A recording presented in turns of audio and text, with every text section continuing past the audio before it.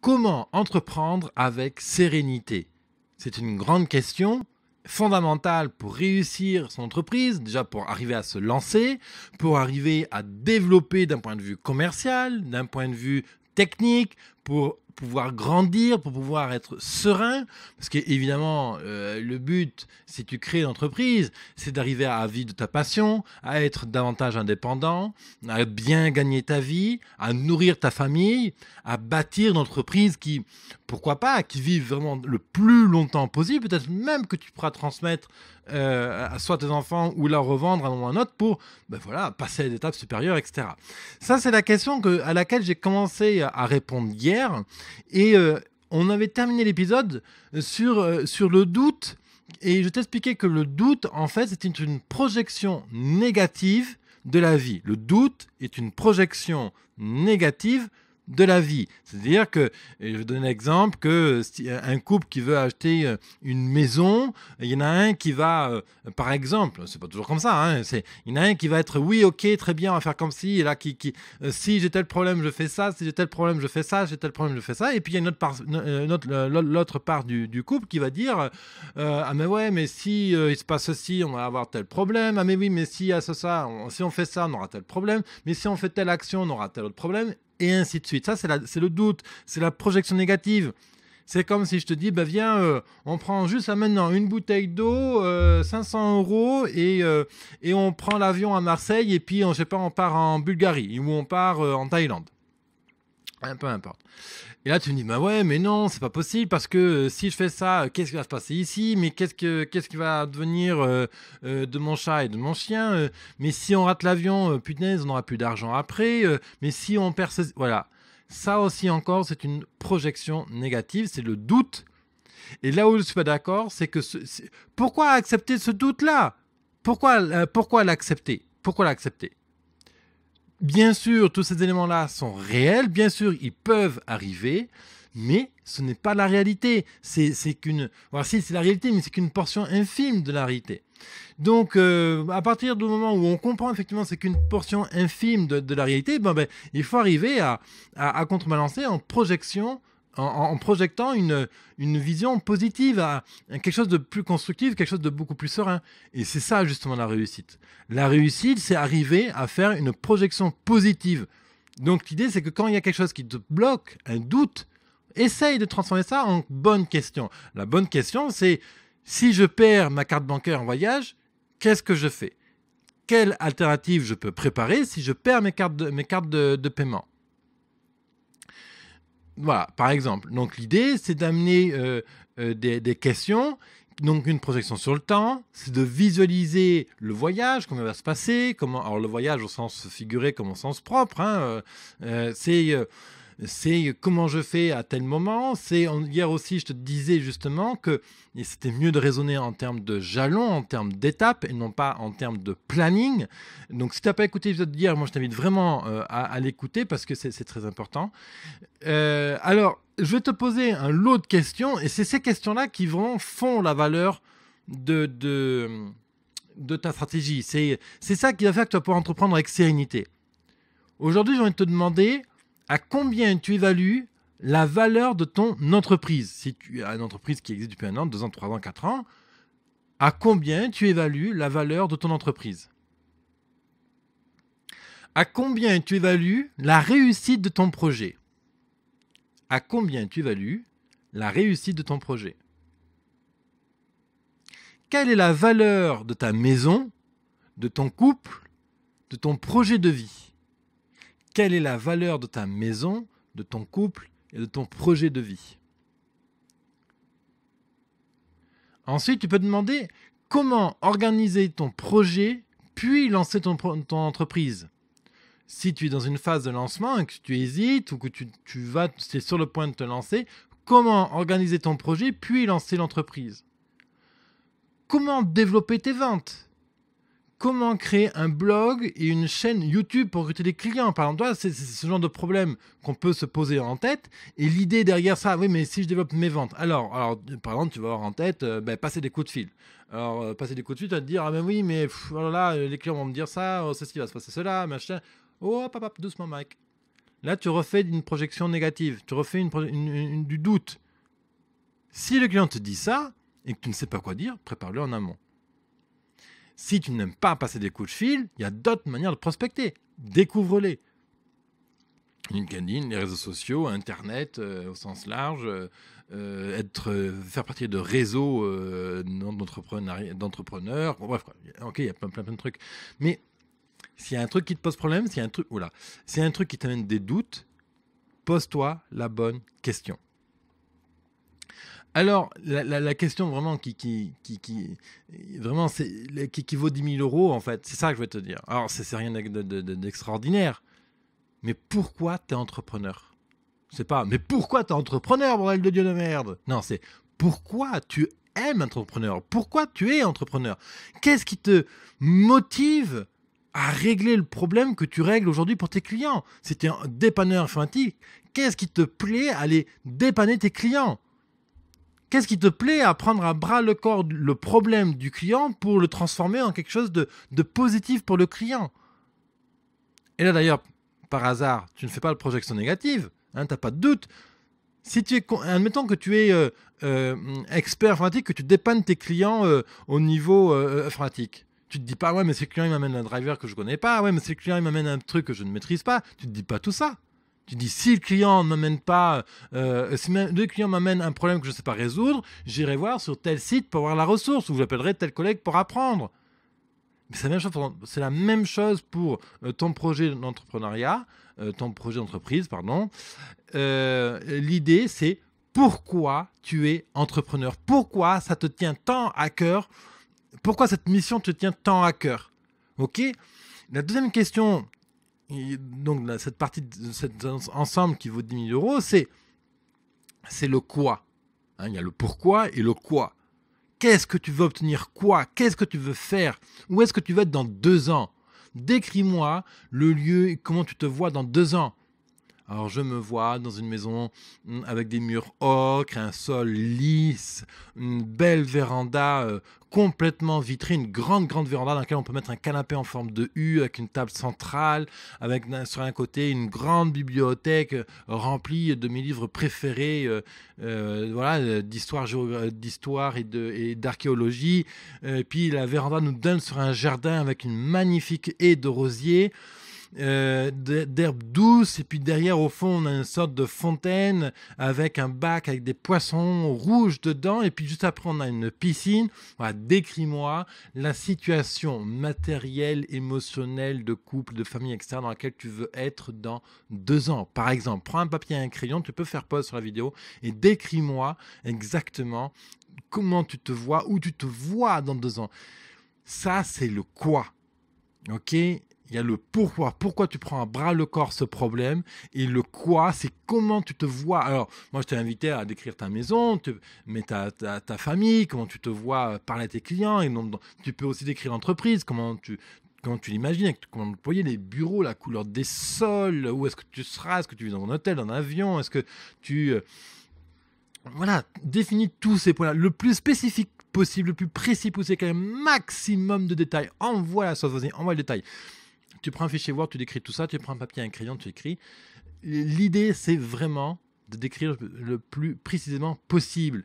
Et ça, justement, ça va être ta projection positive d'entrepreneuriat. Et ça s'appelle ça s'appelle la visualisation.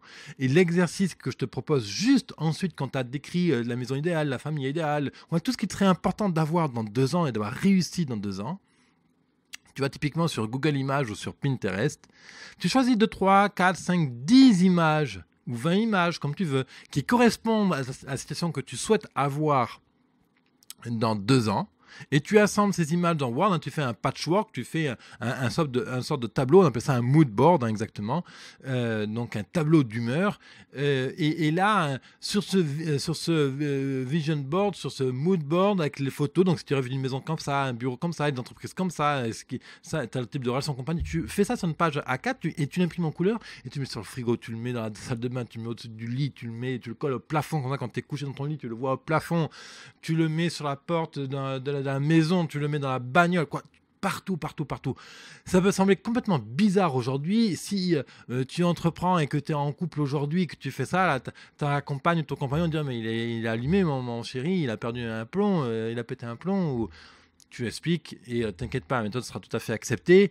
C'est en tout cas une méthode qu'on appelle la visualisation. C'est quelque chose d'hyper puissant. Si tu n'y crois pas aujourd'hui, ok, je te demande juste d'être sceptique positif. Fais l'exercice, teste, va au bout de la démarche. Pourquoi, quoi, vision board, donc tu collectes des images, tu rassembles tout ça sur un ensemble et tu l'imprimes, tu en mets partout. C'est un outil très, très, très puissant. Alors, l'idée, bien sûr, c'est qu'on ne peut pas tout réussir seul. Et la deuxième chose que tu dois réussir, c'est te faire accompagner.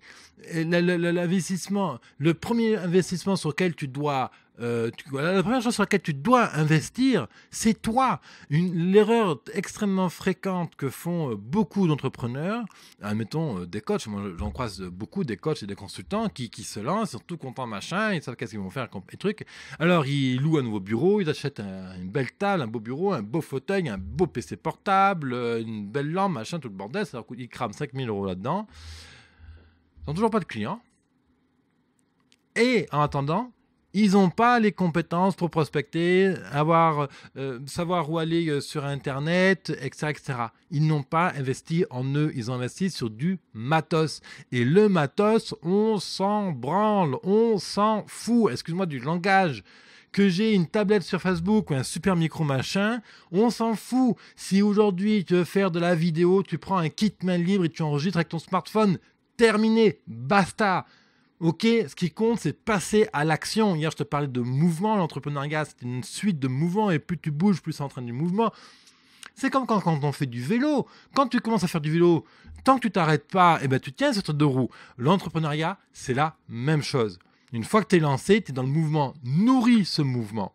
Tu fais une première vidéo. Là, justement, aujourd'hui... J'ai Olivier qui m'est venu me montrer une première vidéo qu'il a réalisée chez lui, complètement improvisée. Il veut faire un peu de vidéo pour son site internet.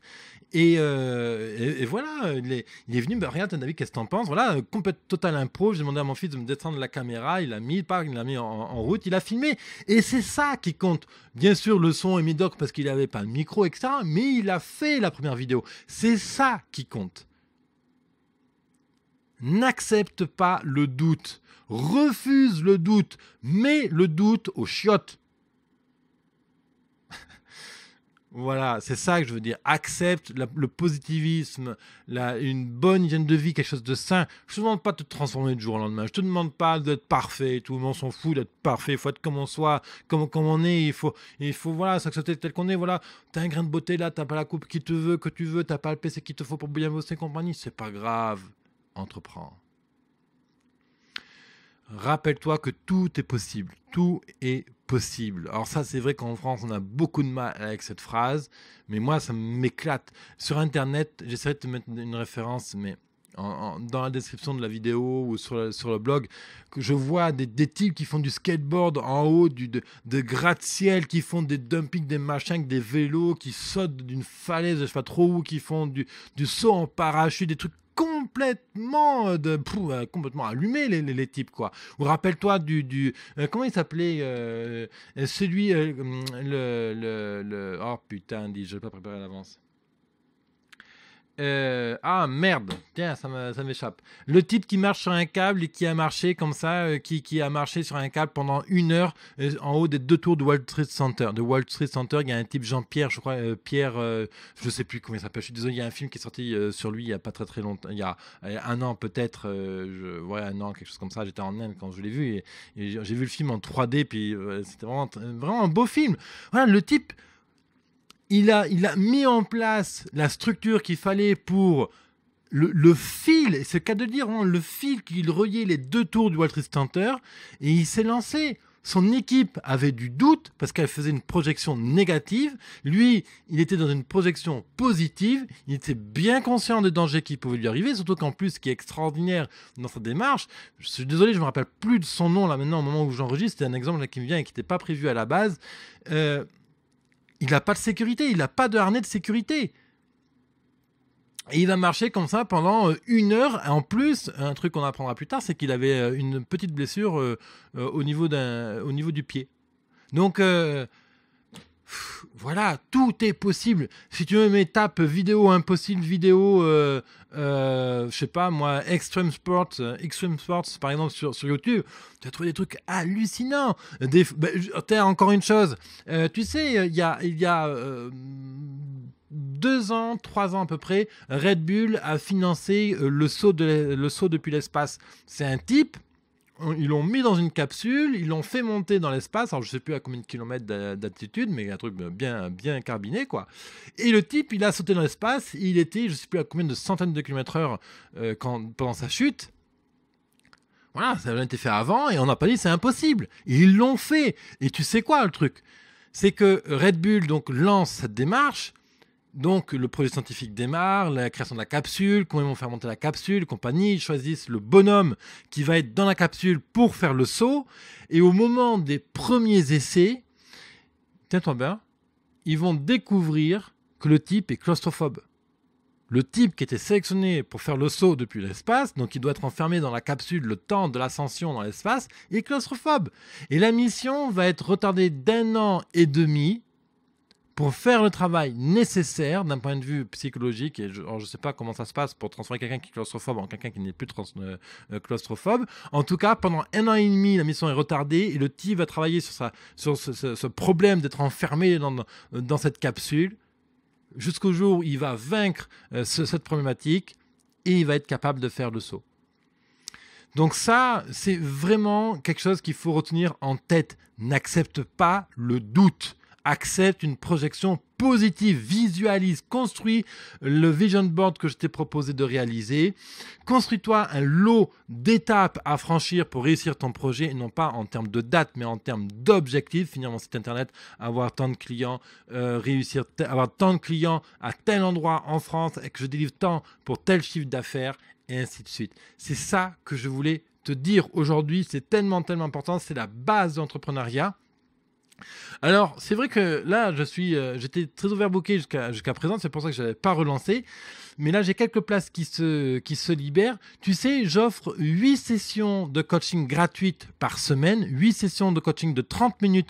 J'offre 30 minutes de coaching gratuites et il y a seulement 8 places de disponibles chaque semaine.